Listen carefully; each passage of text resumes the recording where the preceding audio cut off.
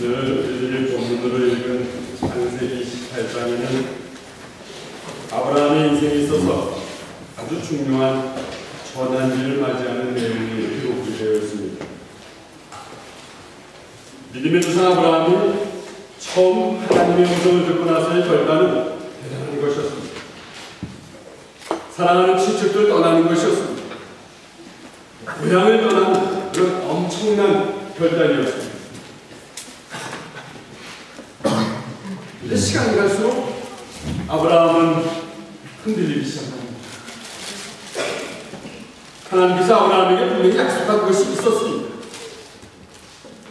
그 약속은 하늘의 별과 같은 숫자에 자손을 주시겠다라고 약속한 것이었습니다.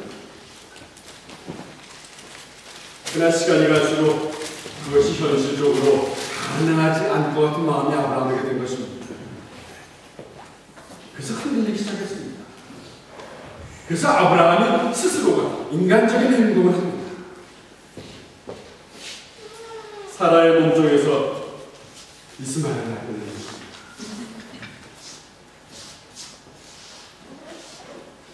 그것으로 아브라함은 회복이 되는 줄 알았습니다. 그것으로 아브라함은 기쁨을 갖게 될 줄 알았습니다. 그러나 아브라함의 인간적인 행동은 실패와 아픔을 가져다줍니다. 아브라함은 어떻게 하든지 아들을 하나 얻으면 되는 줄 알았습니다. 그러나 그 이후에 아브라함의 가정에 평화가 아니라 심한 갈등을 가져오게 된 것입니다. 아내 사라와 이스마엘을 낳은 여조 하갈 사이에 갈등이 있게 된 것입니다. 그래서 아브라함은 오랜 세월을 갈등을 하면서 지내고 있다. 그러나 하나님께서는 그런 아브라함을 포기하지 않으셨습니다. 아브라함이 고민할 때마다 위로하셨습니다. 아브라함이 고민할 때마다 용기를 주셨습니다. 아브라함이 99세가 되었을 때 하나님께서 또 말씀하십니다. 아브라함아, 나는 전능한 하나님이다. 내 말에 복종하여서 내가 이제 올바르게 살아야 한다. 이 말씀을 듣고 아브라함은 이제 다시금 결단을 합니다. 그 결단의 표시로 할례를 행합니다. 이 할례를 행했다는 것은 아브라함이 지니고 있었던 옛사람의 모습을 베어버린다는 것입니다. 옛사람의 모습을 베어버리고 몸과 마음이 온전히 하나님께만 집중하는 그런 것을 의미하는 것입니다. 사실 그동안 하나님께서 원하셨던 것이 바로 이런 모습이었습니다. 아브라함의 인생에 중요한 전환기를 맞을 수 있는 사람으로 할례를 드리면서 아브라함이 준비가 되는 것입니다.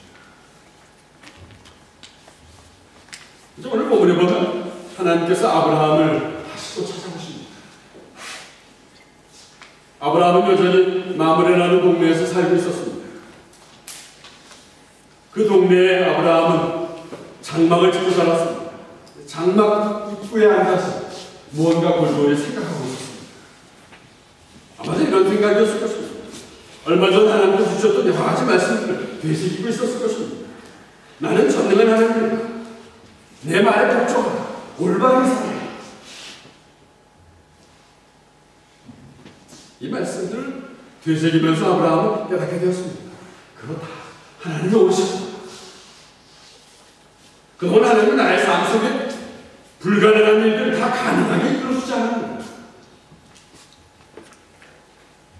내가 이집트를 피할 때도 하나님께서 함께 하시지 않았습니다. 내가 목말라 굶을 때도 이집트에서 먹게 하시지 않으셨습니다. 또 소돔과 고모라에 살던 롯을 구하려고 싸울 때에도 나의 병사는 300여 명밖에 안 되지만 그들이 이기하시지 않았습니다. 하나님은 그렇게 전능하신 분인데 내가 이제 무엇을 더 의심하겠는가? 아마도 이러한 것들을 되새기고 있었을 것입니다. 바로 그때였습니다. 갑자기 세 사람이 건너편에 나타난 것입니다. 아브라함은 그들을 보자 건너편으로 달려갑니다. 그리고는 몸을 땅에 굽혀서 경배하면서 그들을 맞이합니다. 근데 지금 갑자기 나타난 이 세 사람은 누구입니까? 오늘 창세기 18장 1절에 보면은 이렇게 기록을 하고 있습니다. 함께 같이 읽어보겠습니다. 여호와께서 만물의 커다란 나무들 가까운 곳에서 아브라함에게 1절에 보니까 아브라함에게 누가 나타나셨습니까? 여호와께서 나타나셨다. 기록하고 있습니다. 근데 오늘 보면 2절에 보니까 세 사람의 모습으로 기록하고 있습니다. 18장 2절의 말씀입니다. 같이 읽어봅니다. 아브라함이 눈을 들어보니 세 사람이 자기에 서 있었습니다.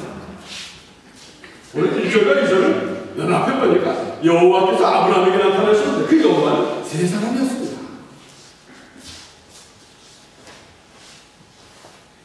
오늘 우리는 여기서 하나님에 대해서 굉장히 놀라운 사실을 깨닫게 됩니다. 그것은 하나님께서 지금 사람의 모습으로 나타나셨다는 것입니다.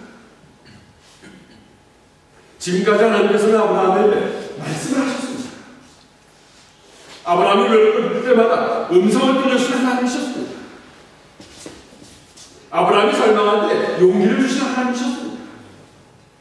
아브라함이 두려움에 사로잡혔을 때 말씀하신 하나님이셨습니다. 그런데 놀랍게도 그 하나님이 지금 사람으로 나타나신 것입니다. 사람으로 오셔서 이야기도 하시고 사람으로 오셔서 음식도 같이 나누시는 것입니다. 하나님의 이런 모습은 무슨 의미하는 것입니까? 하나님의 이런 모습은 먼 훗날 사람의 모습으로 오시는 예수님에게서 나타나는 것입니다. 예수님은 하나님이시면서 사람을 위하여 하는 것입니다.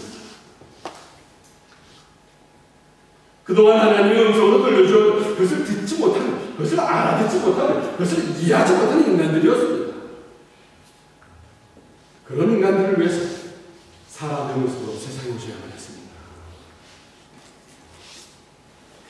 얼마나 놀라운 일입니까? 하나님은 인간으로 오셔서 아브라함과 함께 하셨습니다.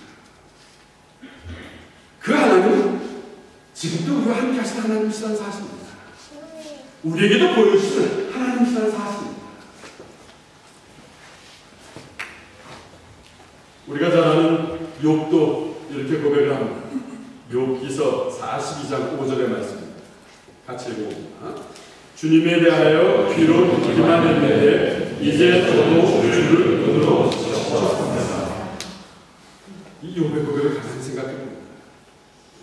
욥이 평안할 때는, 욥이 하나님을 의롭게 섬기면서 살아갈 때는 그저 음성만 들었다는 것입니다. 귀로만 들었다는 것입니다.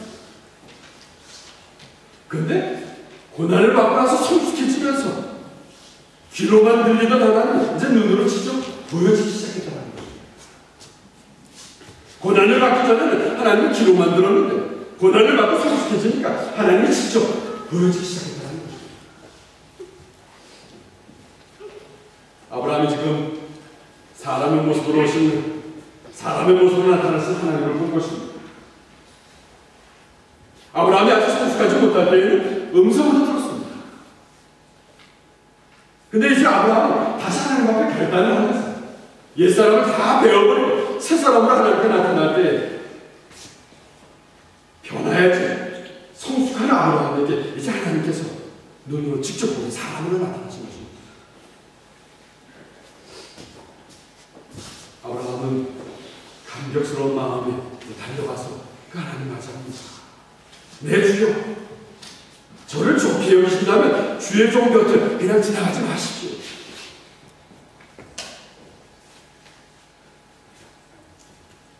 근데 여기서 우리한테 질문 한 가지가 생깁니다.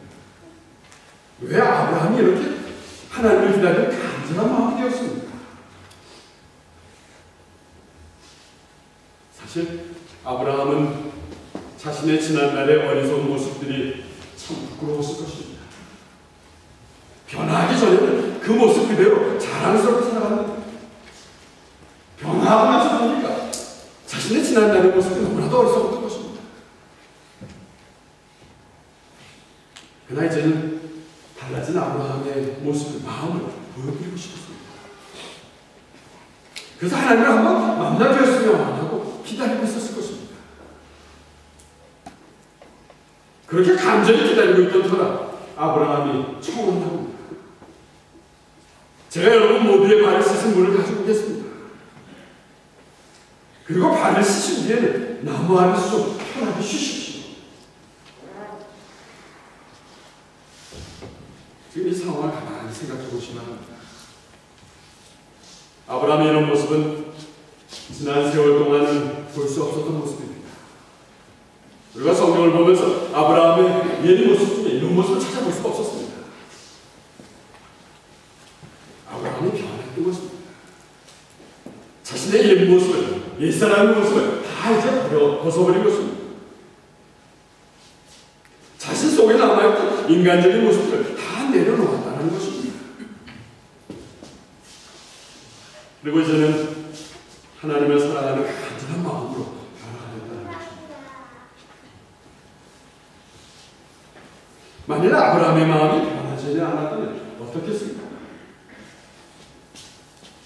아브라함의 마음이 변하지 않다면 먼 발치에서 지나가는 잘 모르는 사람들을 쫓아가지 않았을 것입니다. 그 사람들에게 쫓아가서 그 사람들을 붙들고 이렇게 극진하게 발까지 씻어주면서 대접하지는 않았을 것입니다. 모르는 사람들에게 쓸데없는 낭비하지 말자라고 생각했을 것입니다.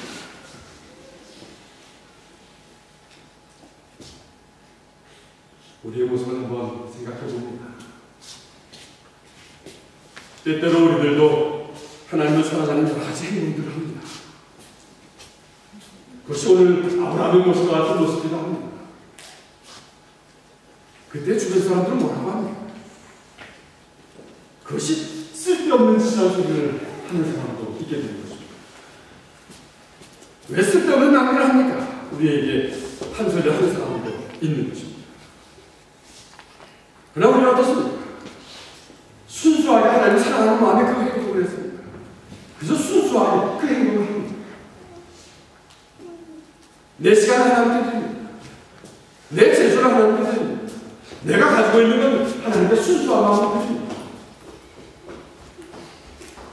그것이 남들의 눈에는 쓸데없는 낭비를 보일 수도 있습니다. 그러나 우리는 그저 하나님이 좋아서 하나님께 드리고 싶어서 드리는 것입니다. 하나님을 사랑하는 사람, 변화된 사람만이 할 수 있는 행동인 것입니다.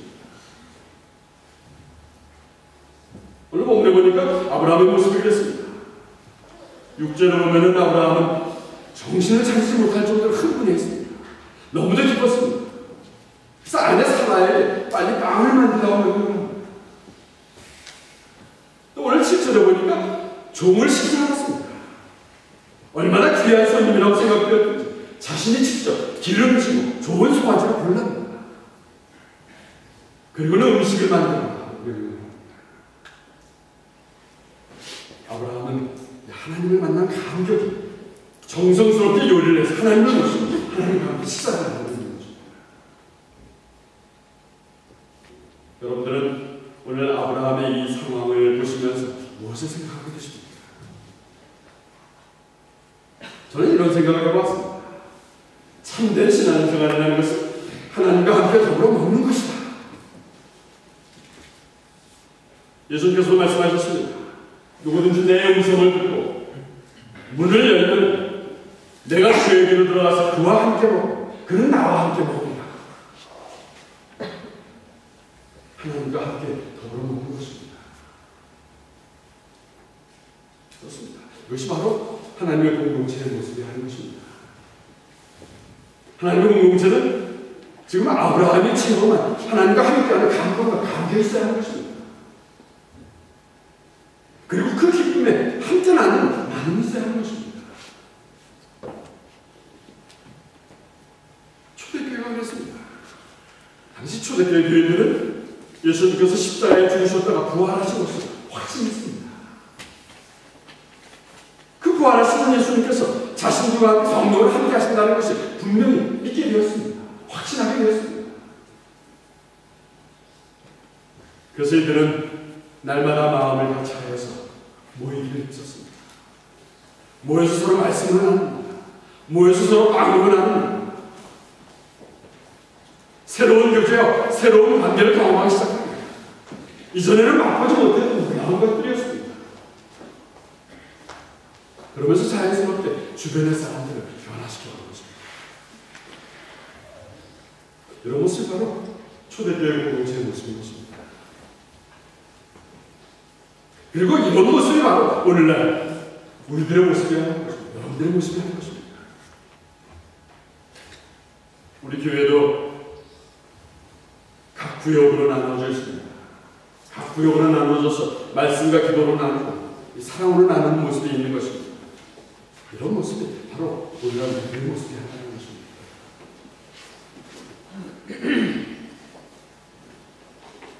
저는 종종 가만히 이런 질문을 해봅니다. 오늘날 교회들이 이 세상을 변화시키지 못하는 이유는 과연 무엇일까?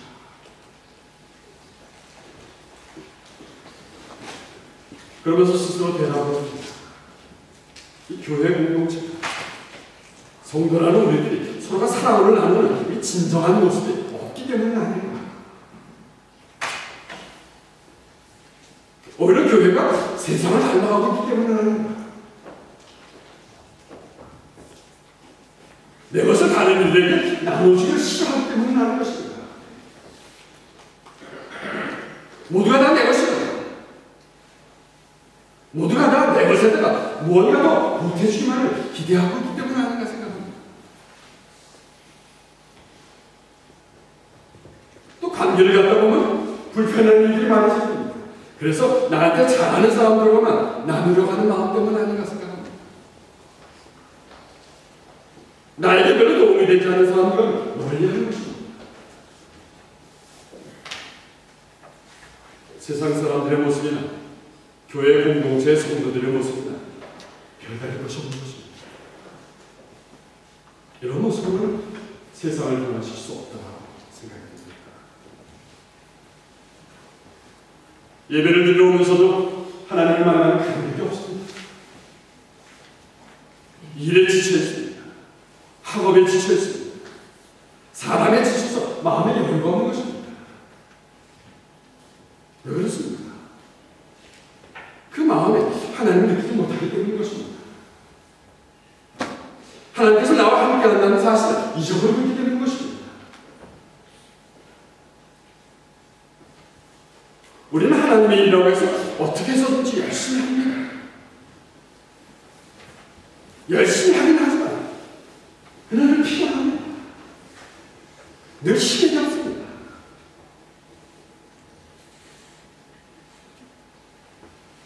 근데 우리가 하나님과의 관계가 잘 되어 있으면 어떻습니까? 우리가 하나님과의 관계가 잘 되어 있으면 하나님 나와 늘 함께 하십니다. 확신한다면 하나님의 일을 하면서도 즐거운 것입니다. 어려운 일을 하면서도 신이 나는 것입니다. 어려운 일이라고 해서 밤을 새우면서 작전을 짠다 하더라도 즐거운 것입니다.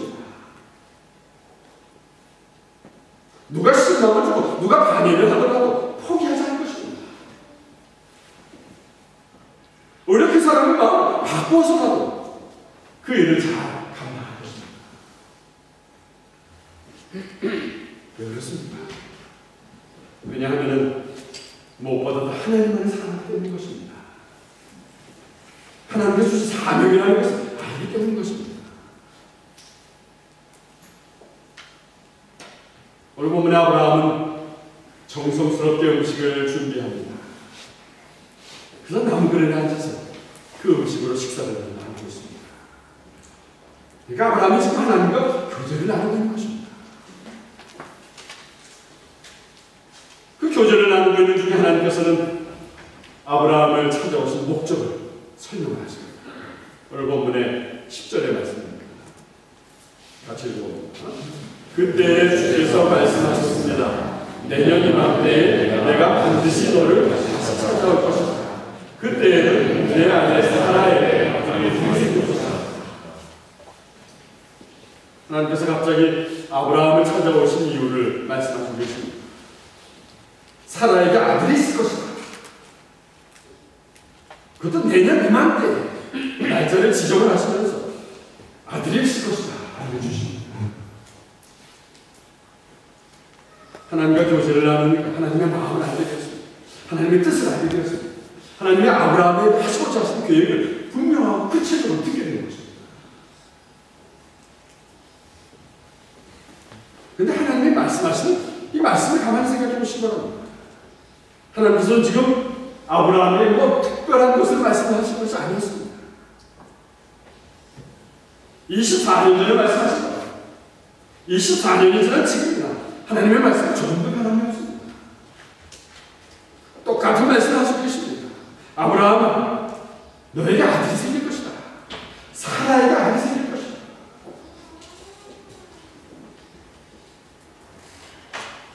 그렇습니다.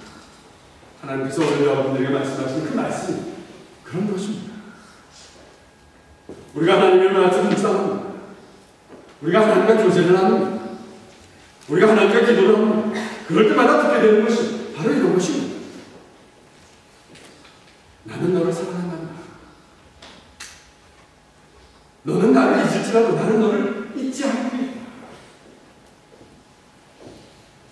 너는 나를 포기할지라도 나는 너를 포기하지 않는다.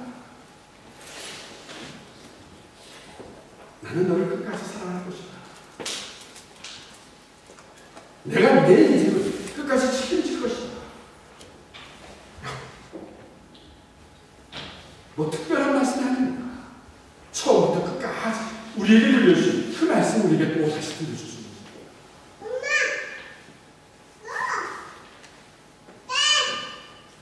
근데 우리가 하나님과의 교제가 없을 때 어떻습니까?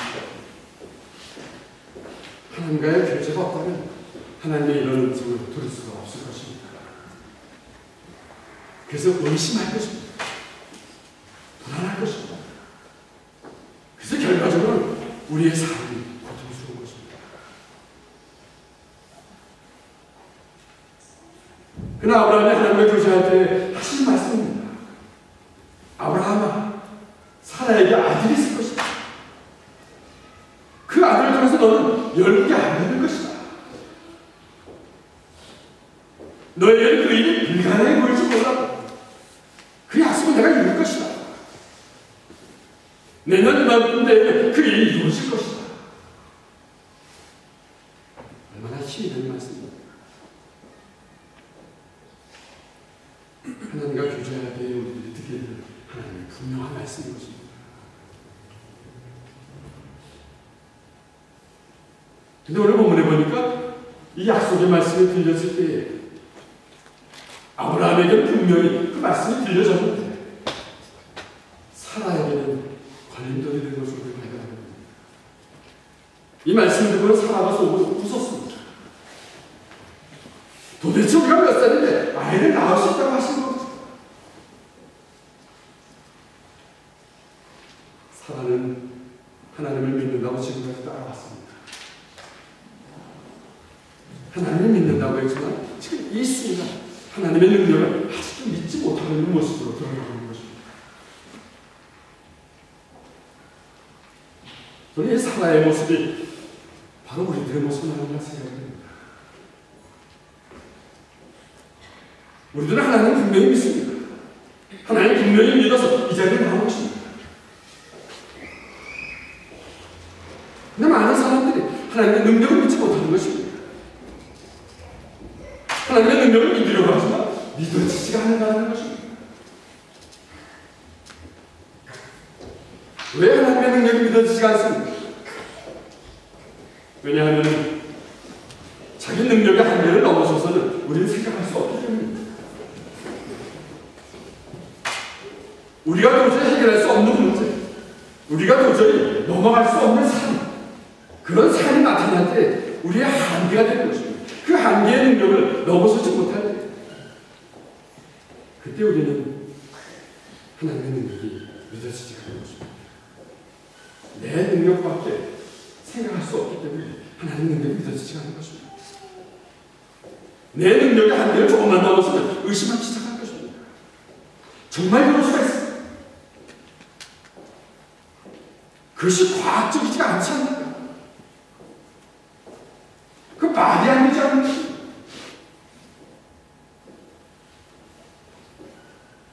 하나님을 믿는다고 하면서도 늘 두렵고 늘 불안한 우리의 모습이죠. 사라의 이런 불신앙 때문에 하나님께서 무척이나 답답해 하시는 것 같습니다. 사라는 이제 곧 하나님의 약속한 이삭을 인태해야 할 사람입니다. 근데 사라가 속으로 비웃으면서 이 사실을 믿지 못하는 것입니다. 하나님이 얼마나 답답하셨겠습니까? 그래서 하나님께서는 아브라함에게 다시 강조하셔서 말씀하십니다. 오늘 본문의 14절의 말씀입니다. 같이 읽어봅니다. 나 여호와가 하지 못할 일이 어디에 있느냐? 내년 이맘때에 내가 다시 너를 찾아올 것이다. 그때에 사라에게 생길 것이다. 지금 하나님께서는 무슨 말씀을 하시고 계십니까? 무슨 말씀을 하시고 싶은 것입니까? 분명히 이런 마음이 있었습니다. 왜 내 말을 듣고 이것까지 따라왔느냐? 지금까지는 무엇을 듣고 이것까지 따라왔느냐? 처음부터 나를 믿을 수 없는 일은 왜 따라왔느냐? 그동안 내가 너희에게 이곳까지 따라오면서 보여준 그 놀라운 일들은 다 잊어버립니다. 나의 여호와가 하지 못할 일이 어디에 있느냐?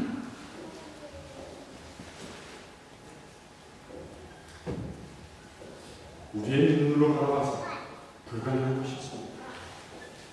우리의 경험으로 비추어 보아서 불가능한 것이었습니다.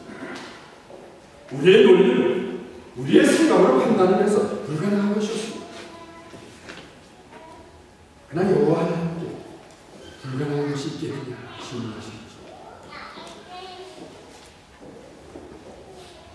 하나님께서는 지금 사라에게 자신의 인간의 능력을 포기하기로 하신 것입니다. 아직도 자신이 무언가 할 수 있다는 것을 포기하고 하십니다. 그리고 하나님의 능력을 믿는 새로운 믿음을 갖기로 원하신 것입니다.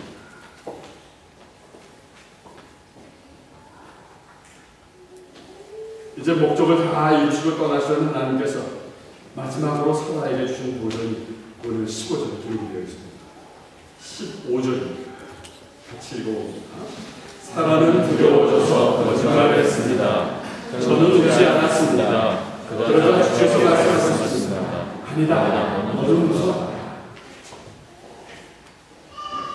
아브라함의 아내 사례가 지금 기절초풍할 상황이 되었습니다. 사라는 하나님께서 보지 못할 것이다.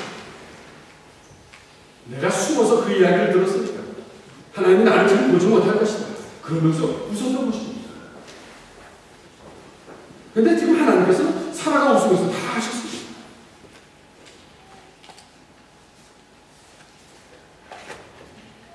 그러니 하나님께서 사라에게 왜 웃었느냐 물어보실 때 얼마나 놀랐겠습니까? 두려워졌습니다. 사라는 거짓말합니다. 딱 잡아대면서 웃지 않았습니다. 주장합니다. 사라의 모습은 아직도 인간적인 모습인 것입니다. 하나님께서 분명히 본 것을 보았다라고 하는데 아닙니다. 변명을 하고 있는 것입니다. 웃지 않았습니다. 이 웃지 않았습니다라는 말을 다른 말로 하면 어떻습니까? 비웃었습니다 라는 것입니다. 웃지 않았습니다라고 얘기하면서 뒤에서는 아닙니다라고 비웃었다는 표현입니다. 근데 오늘 본문에 보니까 하나님께서는 사라의 변명을 받아들이지 않습니다. 하나님이 어떤 분이십니까? 하나님께서는 그동안 다른 실수들은 사랑으로 다 받아들였었습니다. 어떠한 실수도 용납하시고 용서하셨습니다.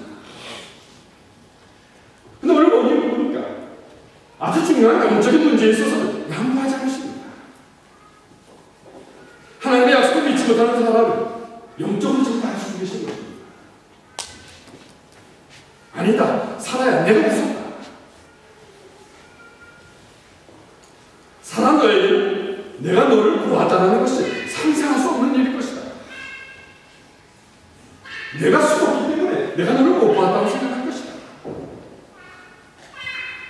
그러나 그 순간에도 나는 너를 보고 있었다. 그 순간에도 나는 너의 마음까지 꿰뚫어 보고 있었다. 내게 불가능한 것이 무엇이 있겠는가?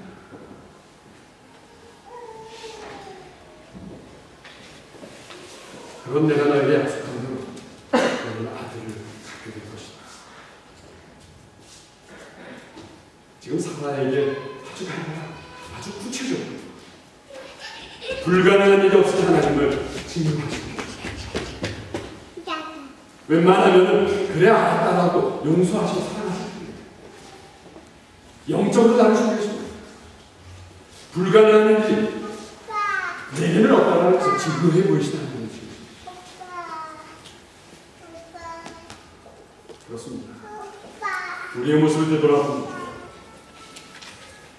우리도 오늘 사라처럼 겉으로는 부인하지 않습니다. 입으로는 하나님 앞에서 좋은 믿음의 사람이라고 합니다. 앞에서는 언제나 좋은 표정으로 좋은 모습으로 서 있습니다. 그러나 장막 뒤에서는 그렇지 않다는 것이 문제입니다. 우리 각자의 마음속으로는 그렇지 않다고 고백하는 것이 문제인 것입니다. 정말 결정적인 순간이 왔을 때 우리는 속으로 믿지 못하는 것입니다. 정말 믿어야 할 그 순간에 오히려 속으로는 부정하는 것입니다. 그러나 하나님은 우리의 마음을 다 꿰뚫어 보신 하나님이십니다. 하나님께는 불가능한 일이 없으신 것입니다.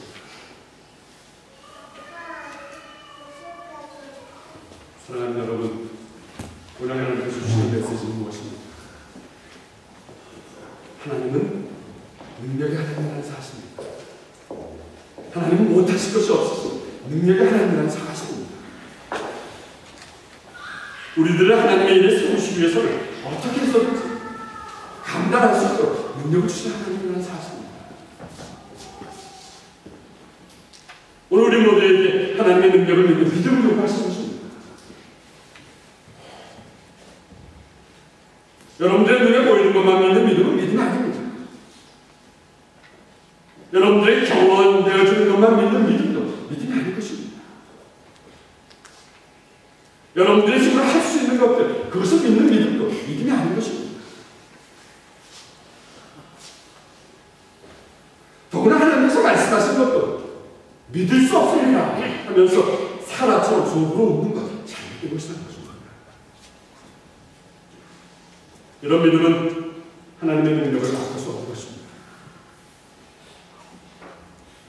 하나님께서 하실 수 없는 일이 무엇이겠습니까? 우리는 믿음의 눈으로 바라보고 믿음으로 기도해야 하는 것입니다. 하나님은 지금 이 순간까지 나에게 나는 할 수 없지만 할 수 없는 일을 내게 보여주는 하나님이십니다. 고백해야 하는 것입니다. 여러분들이 이런 믿음으로 살아갈 때 여러분들의 인생을 책임지시는 하나님의 능력 살아가는 순간마다 경험하는 것입니다. 이런 저와 여러분들의 삶이시